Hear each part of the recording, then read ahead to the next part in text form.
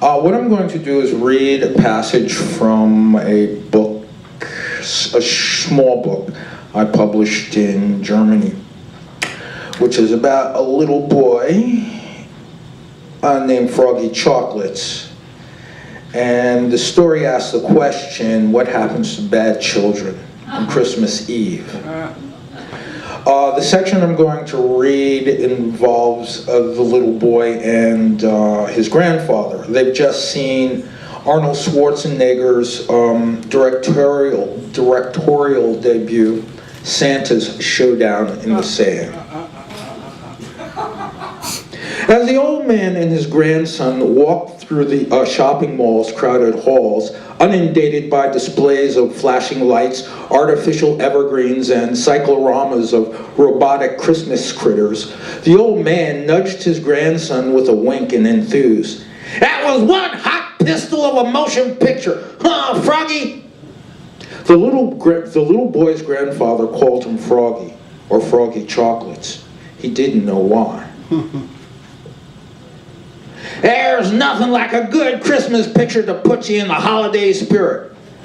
Froggy said nothing. His stomach tossed like a ship on angry seas, and his vision spun in the wayward circles of an erratic gyroscope. His legs wobbled as if made of pliant rubber, and the inside of his mouth tasted like, well, a McDonald's Happy Meal.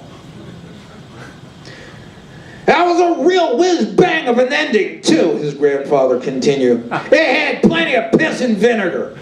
Santa showed those sand monkeys they can't mess with Christmas and get away with it." Froggy didn't need reminding. Just as Santa was about to fend himself in the sanctity of Christmas against Osama bin Laden in a no-hold-bars cage match to the death, Froggy, recovering from his nauseous faint, opened his eyes on a Santa stripped to the waist. Thick, curly tufts of white hair grew on Santa's back. His belly's excessive corpulence sagged over a loincloth. The loincloth enfolded his flabby, fish-white haunches like a baby's diaper. Osama bin Laden stood in the corner laughing at the bearded fat man with his boys, smoking a hookah. The hookah was packed with chalk-colored gravel. He asked Santa if he wanted to beam up before the brawl. Behind the iron bars of the cage, a turbaned supplicant caterwauled on a prayer mat. This was a signal for the match to begin. Osama sprang out of his corner like a bat-winged ferret, gouging out Santa's left eye. Santa bellowed like a shot moose. The empty socket gushed spurts of crimson, turning the fabled white beard into a cone of bright red cotton candy. Tendrils of optical nerves fastened to his cheeks in a spatter of coagulating blood. Osama butted him in the mouth, and Santa spat out 32 kernels of loosened teeth and a gelatinous wad of mucus and blood, stumbling about the cage like a drunken bear. Santa's face, can you hear me back there? Yeah. Santa's face, awash in blood, was pained, toothless, and contorted in despair. Unexpectedly, Santa began to cry. Tears streamed down his cheeks. Mucal bubbles popped in his nostrils. Osama had proved too much for the once jolly fat man. Santa accepted defeat without grace, surrendering all he had once held dear.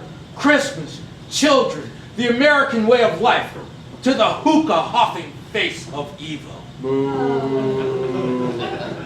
Osama sneered in triumph. The Cineplex audience joined in one thundering voice and booed the spineless Santa. Even the little boy felt a twinge of outrage. Santa had let down America. He let down Christmas. Most of all, he let down all the children of the world. Then Osama delivered the final blow of humiliation. He mimicked Santa's falsetto boo-hoo-hoos, stripped him of his loincloth, and exposed the shriveled worm of his nakedness. However, in one of those predictably ironic turnarounds common to Hollywood fare, a letter fluttered from under the folds of Santa's linen loincloth. It was addressed to a Mr. Jollyman in care of the North Pole, and sent by a child who had lost all 4 limbs during an attack on his jungle village in the Congo. The letter was a painstakingly written scrawl, smudged with imprints of the child's lips. Clearly, he had written it with a leaky Bic pen gripped between his teeth. It read, "Dear Mr. Jollyman, how is Mrs. Jollywoman? How is the horned animal with the red nose that lights up and goes on and off? My life is not good. Soldiers chopped off my arms and legs and ate them. For Christmas, I want to live with you and Mrs. Jollywoman and all your little jolly men and make free stuff to give away to all the children of the world. I have no hands or feet,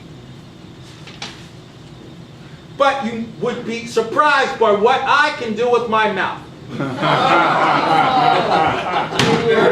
Your friend Pete."